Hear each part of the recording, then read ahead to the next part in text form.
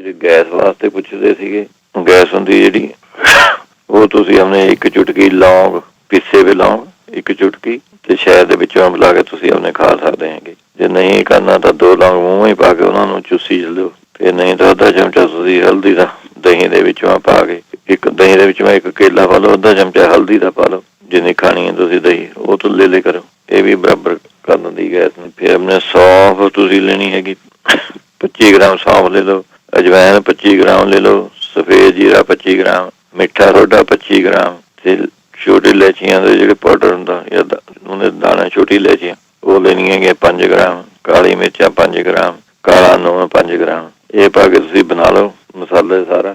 ਅੱਧਾ ਕੁ ਚਮਚਾ ਉਹਨੇ ਲੈ ਲਿਆ ਕਰੋ। ਇਹਦਾ ਗੈਸ ਵਾਸਤੇ ਤੁਸੀਂ ਲੈ ਸਕਦੇ ਹੈਗੇ ਕਲੌਂਜੀ, ਅਜਵਾਇਨ ਤੇ ਜੀਰਾ। ਜੀਰੇ ਨੂੰ ਰੋਸਟ ਜਿਹਾ ਕਰ ਲਿਓ ਥੋੜਾ ਜਿਹਾ, ਉਹ ਆਪਣੇ ਬਰਾਬਰ ਲੈਣਾ ਹੈਗਾ ਤੁਸੀਂ। 1 ਚਮਚਾ ਇਹਦਾ ਪਾਊਡਰ ਦਾ ਲੈਣਾ ਹੈਗਾ ਤੇ 1 ਚਮਚਾ ਉਹਨੇ ਨਿੰਬੂ ਦਾ ਰਸ। ਇਹ ਨਿਚੋੜ ਕੇ ਵਿੱਚੋਂ ਜਾਂ ਗਾਰਾ ਜਿਹਾ ਹੋ ਜੂਗਾ, ਗਿੱਲਾ ਜਿਹਾ, ਤੇ ਤਾਂ ਪਾਣੀ ਦੇ ਗਲਾਸ ਵਿੱਚ ਭਾਵੇਂ ਘੋਲ ਕੇ ਪੀ ਲਓ, ਗੁੱਸੇ ਜਿਹੇ ਪਾਣੀ ਦੇ ਗਲਾਸ ਵਿੱਚ 1 ਚਮਚਾ ਇਹ ਪਾਊਡਰ ਦਾ ਪਾ ਲਿਆ, ਥੋੜਾ ਜਿਹਾ ਚਮਚਾ ਨਿੰਬੂ ਦਾ ਰਸ ਪਾ ਲਿਆ। ਉਹ ਰੋਟੀ ਖਾਣੇ ਦੇ ਬਾਅਦ ਉਹਨੇ ਪੀ ਲਿਆ ਕਰੋ। ਫਿਰ ਮੇਥੀ ਦੀ ਸਬਜ਼ੀ ਇਹਦੇ ਵਿੱਚੋਂ ਵਧੀਆ ਰਹਿੰਦੀ ਹੈਗੀ। ਮੇਥੀ ਦੀ ਸਬਜ਼ੀ ਤੁਸੀਂ ਆਪਣੇ ਬਣਾ ਲਈ ਤੇ ਉਹ ਖਾ ਲਿਆ ਕਰੋ। ਫਿਰ ਛੋਟੀ ਇਲਾਇਚੀ ਜਿਹੜੀ ਹੁੰਦੀ ਹੈ ਤੇ ਭੁੰਨੀ ਵੀ ਹਿੰਗ।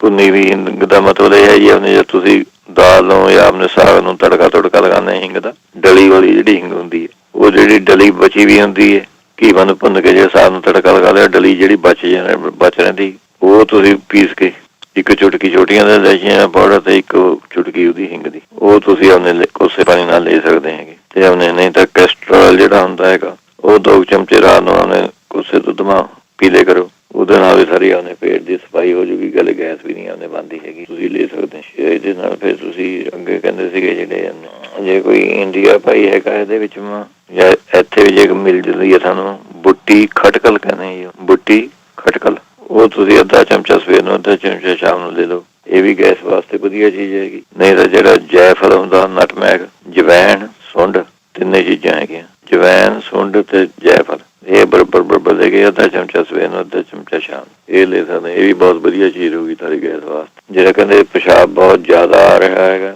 ਰਾਤ ਨੂੰ ਉੱਠ ਕੇ ਬਾਰ ਜਾਣਾ ਪੈਂਦਾ ਪਿਸ਼ਾਬ, ਉਹ ਤੁਸੀਂ ਆਪਣੇ ਟਰਾਈ ਕਰ ਸਕਦੇ। 1 ਗਲਾਸ ਪਾਣੀ ਦਾ ਤੇ 1 ਗਲਾਸ ਦੁੱਧ ਦਾ ਤੇ 1 ਚਮਚਾ ਅਜਨਾ ਪਾਊਡਰ, ਇਹ ਤੁਸੀਂ ਉਬਾਲਣਾ ਹੈਗਾ ਪਤੀਲੇ ਵਿੱਚ ਪਾ ਕੇ। ਜਦ 1 ਗਲਾਸ ਰਹਿ ਗਿਆ, ਇਹ ਤੁਸੀਂ ਆਪਣੇ ਪੀਣ ਲਾ ਜਾਓ। ਇਹ ਤਾਂ ਗਲੇ ਤਾਂ ਥੱਲੇ ਆਪਣੇ ਨਾੜੀਆਂ ਕਲੀਨ ਕਰ ਦੂਗਾ, ਕੋਲੈਸਟਰੋਲ ਨੂੰ ਕਲੀਨ ਕਰ ਦੂਗਾ, ਗਲੇ ਪਿਸ਼ਾਬ ਵਾਸਤੇ ਵੀ ਉਹਨੇ ਠੀਕ ਰਹਿੰਦਾ ਜੀ।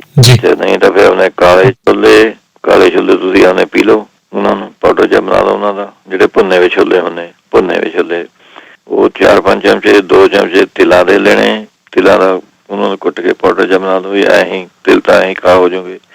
ਐਂ ਤੁਸੀਂ ਲੈ ਲਓ ਤੇ 2 ਚਮਚੇ ਵਿੱਚੋਂ ਸ਼ੱਕਰ ਦੇ ਜਾਂ ਗੁੜ ਦੇ, ਇਹ ਮਿਕਸ ਕਰਕੇ 5-6 ਚਮਚੇ ਬਣ ਜਾਂਦੇ ਸਾਰੇ। ਰੋਜ਼ ਖਾ ਲਿਆ ਕਰੋ ਤੁਸੀਂ, ਇਹਦੇ ਨਾਲ ਆਪਣੇ ਠੀਕ ਹੋ ਜੂ।